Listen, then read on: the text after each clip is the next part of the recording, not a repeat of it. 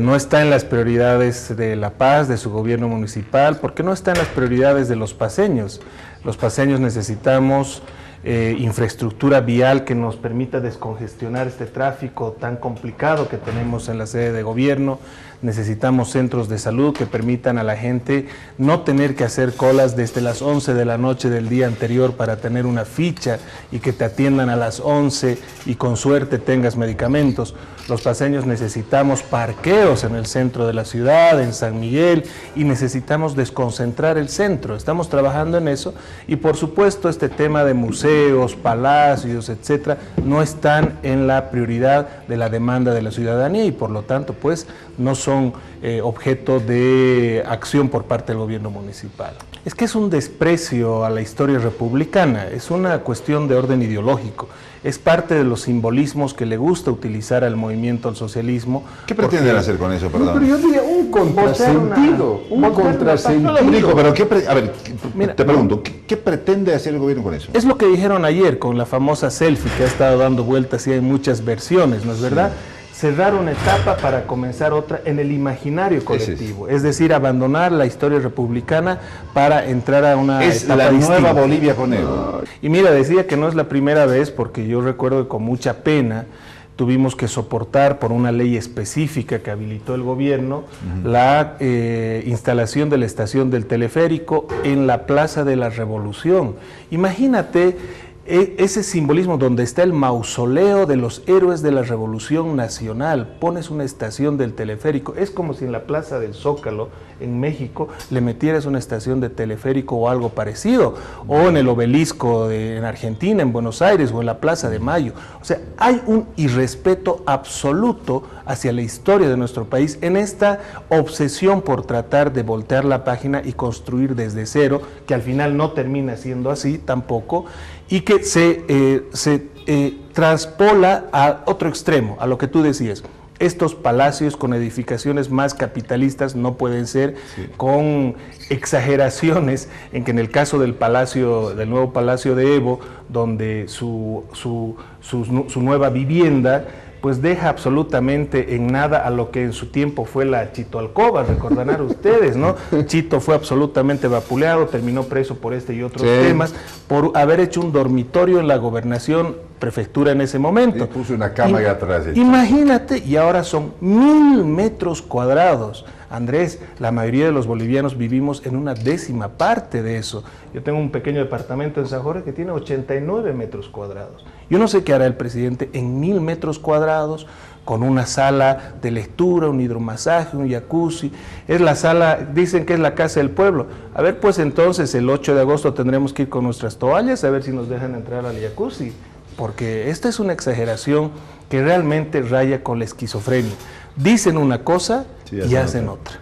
Para habilitar legalmente la posibilidad de hacer este edificio y el nuevo palacio anexo al Congreso Nacional, el movimiento al socialismo hizo una ley expresa, porque la ley impedía hacer ese tipo de estructuras. La norma municipal impedía. La norma municipal lo impide, pero ellos habilitaron una ley nacional para romper con la estructura urbanística de nuestra ciudad. Si nosotros miramos a nuestros vecinos, nadie lo hace. Quito, Buenos Aires, Bogotá, en fin, o sea, nadie ha tenido la necesidad en este tiempo, en el siglo XXI o en el siglo XX, de hacer un palacio de estas dimensiones. Perdóname, es la máxima representación político-administrativa del país.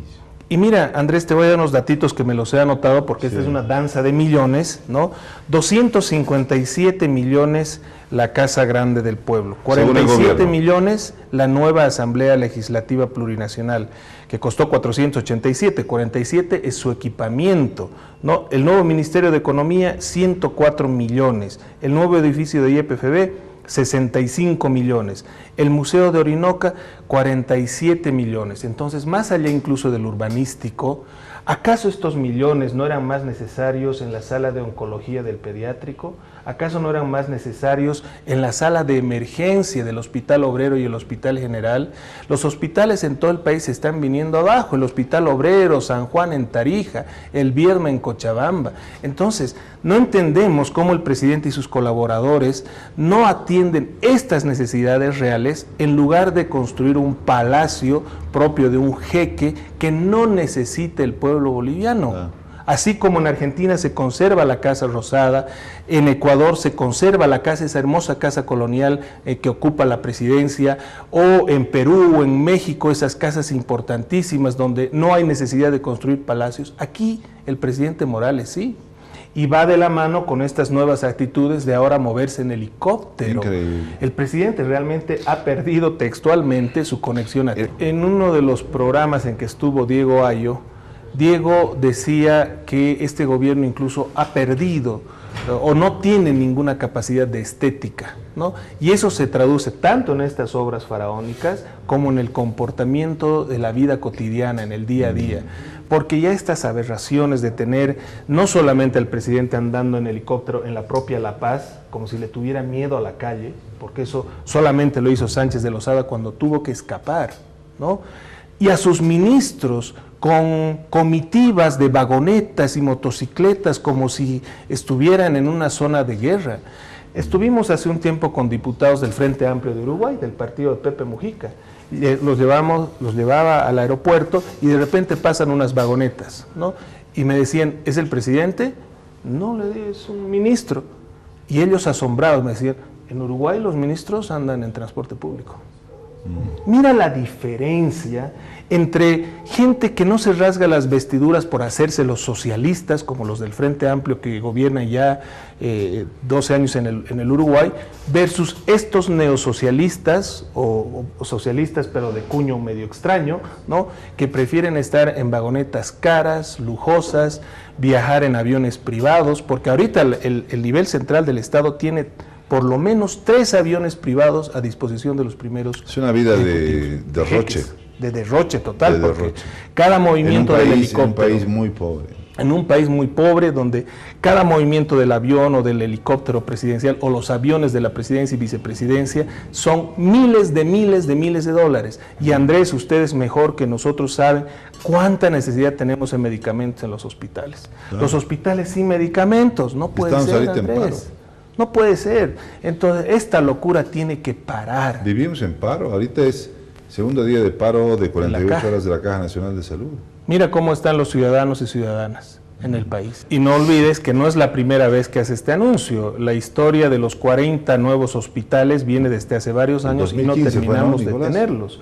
Y además, mira, hay nuevos hospitales. Uno de esos es el Hospital de Riberalta, una infraestructura inmensa y hermosa desde fuera, pero ingresas al hospital y no hay médicos, no hay ítems, no hay especialistas. A mí me da tanta pena cuando nuestros hermanos y hermanas de las ciudades intermedias, no estoy hablando de las fronterizas o ciudades pequeñas, nos piden colaboración para que les mandemos especialistas desde La Paz para hacer algún trabajo social y atender a gente que tiene problemas con los riñones, tiene problemas cardíacos y que no hay especialistas allá. Claro, nosotros les decimos, por supuesto, cómo no, podemos enviar especialistas para que estén allá 4, 5, 6 días, pero ¿y dónde van a trabajar? ¿Dónde van a atender? ¿Qué van a hacer sin equipamiento especializado? Poco o nada.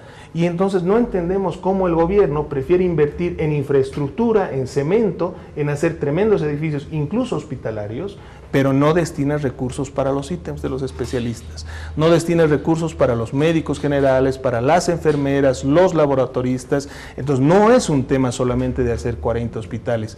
Presidente, haga funcionar los hospitales que existen, en lugar de hacer más infraestructura. Y por supuesto, donde hace falta hagamos, pero garantizando equipamiento de primera y garantizando además también, cuando los servicios públicos son buenos, la gente los valora y los defiende si es necesario.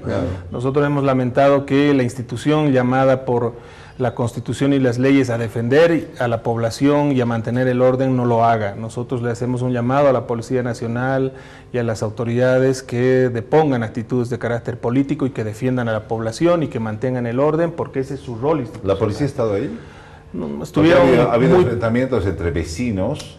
lo que no debiera pasar, los Andrés, transportistas, no debiera pasar, pero estuvieron muy pocos efectivos y el momento en que se necesitaba que precautelen la seguridad de todos, de choferes y de vecinos, desaparecieron. Y lo malo es que en este país, Andrés, sí, o sea, tienes que llamar a la policía porque los gobiernos municipales no tienen fuerzas del orden. Pero ¿qué tal si yo llamo a la alcaldía? Oiga, lo que han hecho el otro día con la estatua, lo que ustedes han puesto, ya se lo están robando. Claro. Entonces, ¿qué hace la alcaldía? Llama a la policía. ¿Qué puede hacer la alcaldía? ¿Qué tuición tiene? No tiene tuición. No tiene tuición. Y ya nos ha pasado en varias alcaldías, recuerdo en Sucre hace unos años atrás, cuando la policía abandonó totalmente al alcalde de Sucre y estuvo tomado casi por un día completo el alcalde dentro de su edificio, sus concejales, las autoridades, y la policía no intervenía, porque había una instrucción de carácter político de no intervenir.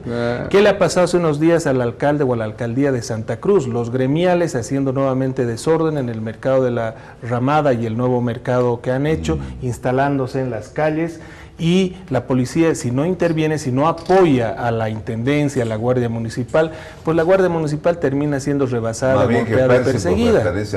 Imagínate. ¿Recuerdan ustedes que la policía en años atrás, en el periodo o en la época previa a Evo Morales, dependía del prefecto? El prefecto era el comandante departamental de la policía. En lugar de avanzar hacia la municipalización también de la fuerza del orden, hemos retrocedido. Nuevamente dependen del viceministro de Seguridad Ciudadana y del ministro de Gobierno. Bueno, hemos visto hace unos días también el abuso de un sector gremial, de uno de los sectores gremiales, que también, aprovechando este desorden institucional, terminó golpeando a funcionarios municipales por tratar de imponer sus kioscos en lugares donde no debían. Claro, si las instituciones no cumplen su rol, entonces comienza el desorden en las calles y comienza a convertirse la ciudad en la selva, donde la ley del más fuerte es la que... Se está avanzando poco a poco en ello, Nico, pero sería menos complicado y menos difícil si contáramos con el apoyo de la Policía Nacional. Se los puedo asegurar.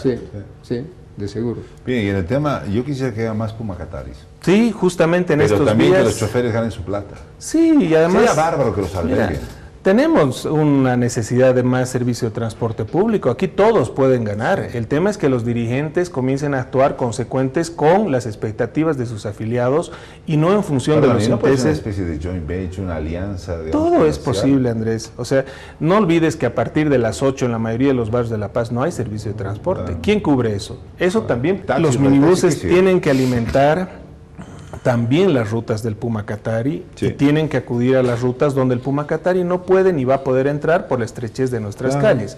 Y esto, Andrés, se soluciona dialogando. Y por ello el alcalde de La Paz, el doctor Luis Revilla, ha convocado a los choferes a sentarse y dialogar, porque dialogando se resuelven las cosas. Ahora, si detrás de esto no hay el ánimo de mejorar, sino más bien de entorpecer políticamente la gestión de Luis Revilla, entonces es otra cosa y tenemos que pasar a un escenario político. Quisiera aprovechar para pedirle al pueblo boliviano que este 6 de agosto celebremos, por supuesto también celebremos luchando por el respeto al voto, porque el respeto al voto es parte del civismo que tenemos que construir. El 21 de febrero tiene que ser respetado, sobre todo la Constitución tiene que ser respetada, y le hacemos un llamado al primer mandatario, al vicepresidente, a respetar la Constitución y que todos en paz celebremos en Potosí y en todos los puntos del país. Nos sumamos a ese deseo, José Luis.